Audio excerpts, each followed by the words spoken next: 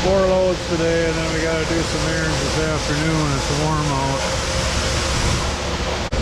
Sorry about that. I had to pull the truck ahead, but I got to wipe you guys off here.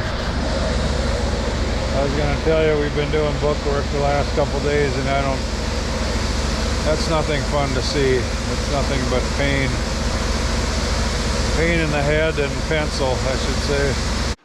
Update on the sprayer trailer.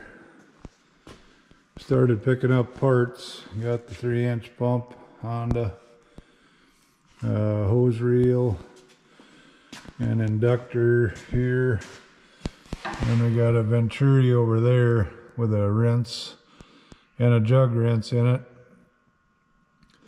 Now we just got to try and figure out where we're going to put everything. And then we decided we are going to try running this system. It's a injection pump. It's actually got 4 of them. It'll go on a stand. There, I got it out of the sack. It's a Durameter. And then you can calibrate it for each chemical and then turn it on auto and just set how many gallons of that product you want coming out of the tote, and it'll inject it right into the water line going to the sprayer. So that'll be an interesting setup there. I hope it works as good as they say. But I think we're going to run a couple in line and a couple into the inductor, because if it's a high volume product, I don't know if it can pump it in the line fast enough before the sprayer's full. But we'll keep you up to date on this. We're still waiting on parts. I had to order the stand for these. It'll be 4 of them mounted. And then had to get the stand coming, but just kind of setting stuff on here to see how we're going to want it. It's going to be a project, that's for sure. And I don't know how many trips to the store to get clamps and hoses and fittings, and we need a whole bunch of 3-inch shutoffs. Plumb an air line into this 90-degree going in here to blow the line out.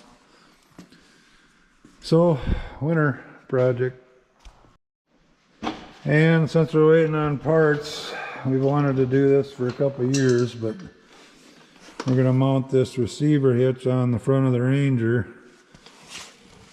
Of course, it's about 1/2 inch of fitting in here to put it on, but they're making us take the whole bumper off, which is 4 bolts. But this hole down here would have been just a little bigger. You could have slid it right in there. But anyway, what we're going to do here is we're going to use this hitch,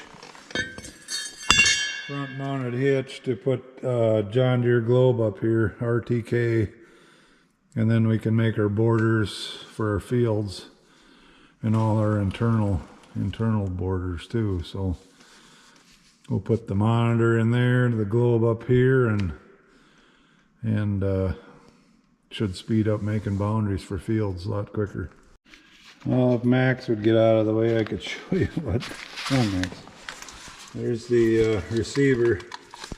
This could have been way simpler, but take the front grill off, and then the holes don't quite match up, and then you can't get your fingers back in there to get the nuts on. So it was fun, but it's on. So now we can make our pipe. Comes out here a ways and then up for the Globe, up this way. So that's the next step. Now a little bit of cutting with a knife. We got the wire to come out underneath this thing here for the plug-in for the Globe under this lid. And then we got the wires going in with the seal. And the window will come down on that, but that's the best way for that. But my issue is this receiver has a lot of play in it. So I think what I'm going to try and do is weld the bead on both sides and the bottom. Then we'll grind it down until it fits in there really snug. Try that. Hey, morning I guess it is. This is what we're working on today.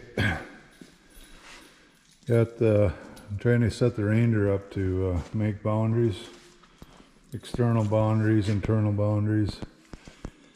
Took some old scrap steel and a receiver hitch, mounted it on there, and I think we can just, well, I know we can do like an offset over to the wheel.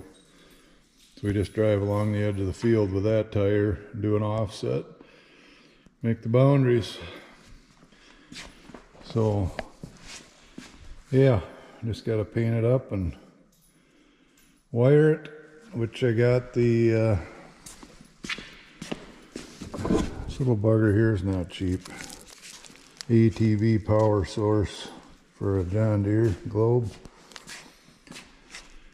Yeah, so we're gonna wire that up, and then that'll goes to the monitor in the cab there. Well, to save everybody time, I put a little bead on all four sides, and by the time I had it almost all ground down to get it back in, didn't really fix it. It helped cut it about half of the wobble. You just put a bolt with a nut in there, cinch her down, good to go.